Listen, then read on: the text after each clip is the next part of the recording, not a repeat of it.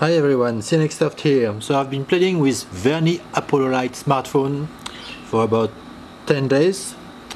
That's an Android 6.0 Marshmallow smartphone with a MediaTek Helio X20 deca-core processor, 4GB RAM, 32GB flash, a 5.5-inch display, Full HD, and a front camera 5 megapixel, a rear camera 16 megapixel with dual flash and fingerprint scanner. So I'll go through various things I've tested, but before I'll go through some interesting options in the settings. So Wi-Fi, Bluetooth are all working. For Wi-Fi you'll get rather poor performance if you use 2 GHz Wi-Fi, but if you use AC networks it will be much better, 5 to 6 times better. It's one of the worst devices for the 2.4 GHz, but one of the best devices for AC, strangely. There is a function called Turbo Download that can combine Wi-Fi and 3G or 4G to download files at the same time. I have not tried it since I don't use cellular networks. It can accept 2 SIM cards shared with a micro SD, so you have to choose. You can use tethering VPN.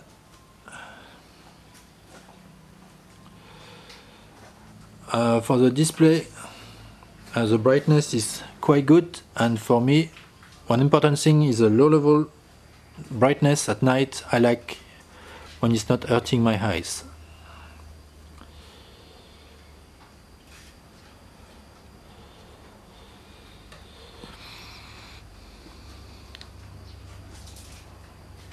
Okay, so inside storage I have installed a micro SD card, 2 GB capacity, and I've used Adaptable Storage. It's a new feature in Android 6.0 that allows you to use a micro SD card as part of the device storage. So apps can be installed, so you will not run out of space if the internal storage is full, while you have still a lot of space on the SD card. However, with this feature I found some problems. You can see here the default is internal storage, but for some reasons Android will still install many apps to the micro SD card. So that means in this case that some apps will not start at all. Firefox Maps.me will not start, and some apps will lose some features, like Google AdSense as a widget, so if it's installed to the micro SD card it will not work. So to resolve those issues I had to go to the apps here, and let's go to Firefox for example.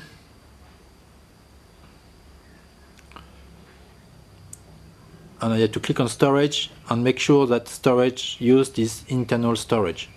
By default it went to SD card. Okay, and once you do this the phone is working much better. Battery. So this one is a big improvement compared to my other phone. Maybe I'm using the phone 3 to 4 hours a day to watch YouTube video, to browse the web, check emails, maybe share something on social networks, and I have no problem getting 24-hour battery life on a charge, right? And the good thing also is this phone supports Pump 3.0 MediaTek fast charge technology, so I can charge a battery that's a little over 3000 milliamps per hour in about 1 hour, from 0 to 100%. The only minor problem, or maybe not so minor, is that at night I lose maybe 20% to 25% charge just with Wi-Fi and 3G calling enabled.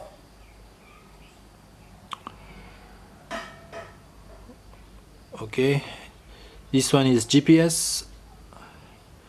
You can select various settings. I've started with high accuracy, is working okay. Okay, I'll enable this for now. But in the past I have seen maybe there are some accuracy issues when you select high accuracy, and device only may be more accurate. So I'm still working out exactly which is the best setting for this one. Okay, so here I'm going to go through the languages for people who are not going to select English.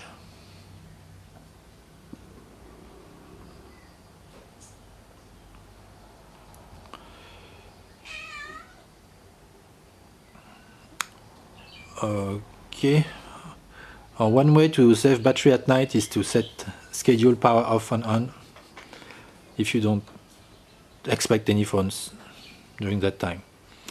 And this one, I guess it's a custom feature for this phone. You can hide the navigation bar. Here we have a small tick here. Ooh. And you can rearrange it like you want. This one will pop up the notifications.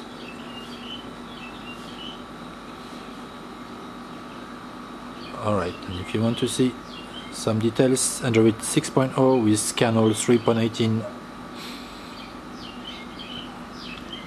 Okay, and now I will show some system information.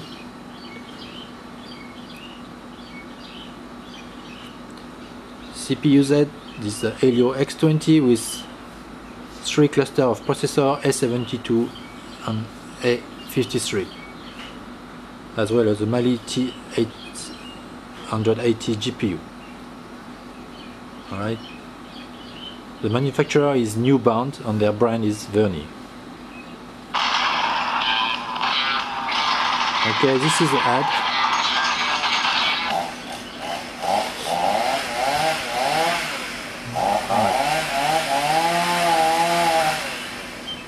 Okay, and they have some sensor.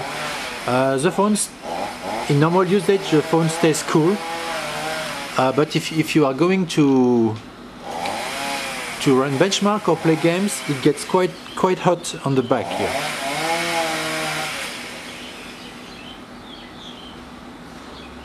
Okay, and if you are interested in Antutu score, I got a little over 80,000.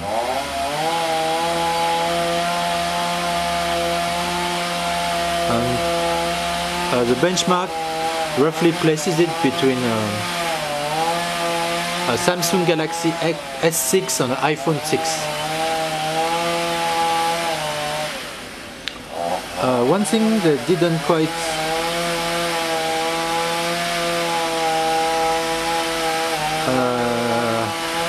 have the best hardware is internal memory, and the speed is not really high-end. The sequential speed is even slower than my SD card.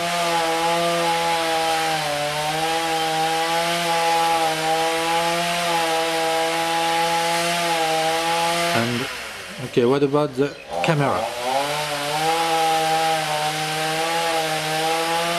So the camera is a little strange. Okay, it will focus like this, but my old camera, when I press the button, it will still focus as I'm pressing. But this one, it will just shoot very fast, and sometimes the image will be blurry. And this is not the best. This is not the best camera. The front camera is okay for its purpose, and I use Skype for over 1 hour for a video call, and I had no problem whatsoever. Okay, I run GPS test. I'm under a roof, and the fix is incredibly fast compared to my previous phone.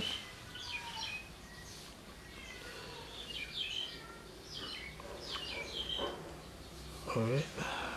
So when I'm running, I'm using a Nike Plus Run Club application. and they will also show you a map. No, not that one. Alright, so let's try if we can see. So this is supposed to be a stadium, like make a shape like this, but this is going a little off course here and here, so there may be some problem with accuracy.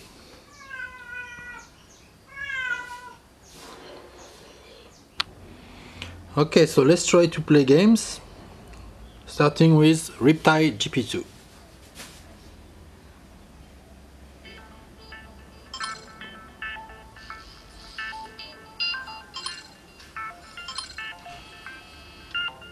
So I'll check the settings are set to the max.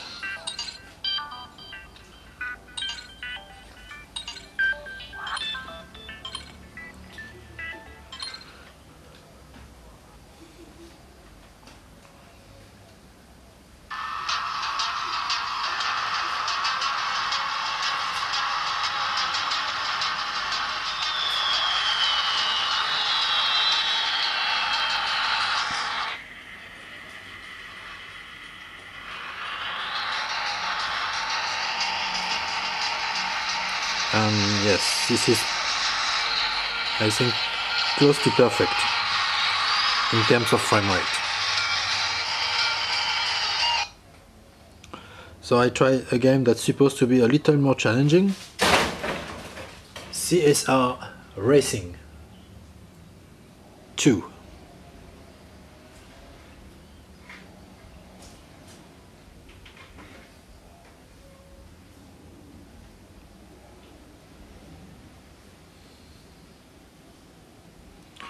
And loading is a little slow, but the game itself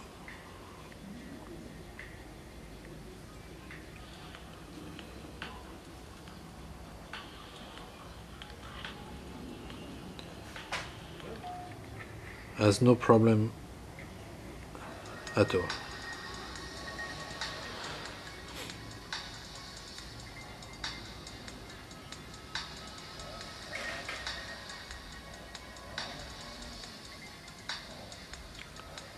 So yes, between each race is quite a pain to load. Okay.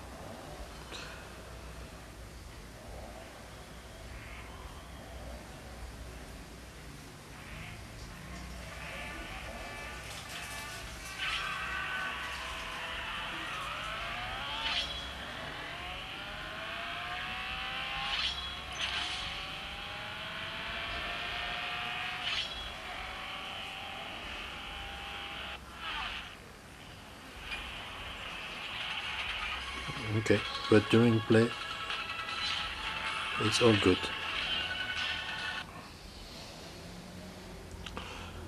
Okay, I will do a completely different kind of test now.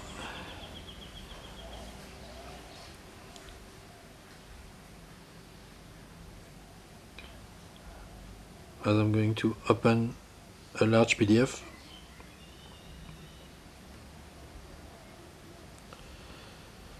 And scroll through it.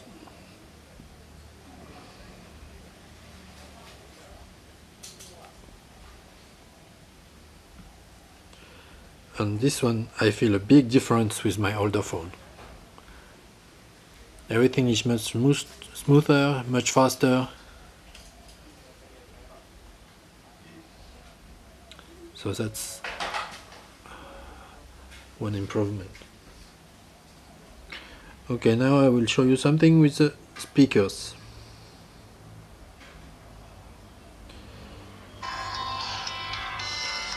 So here you can see there are two openings that looks like they are speakers. But if I put my thumb here, it will almost mute the phone. And the other side, no problem. So that means this is only one, there is only one speaker on this side here. And I don't like the location of the speaker because sometimes I hold my phone like this. and it will mute the audio.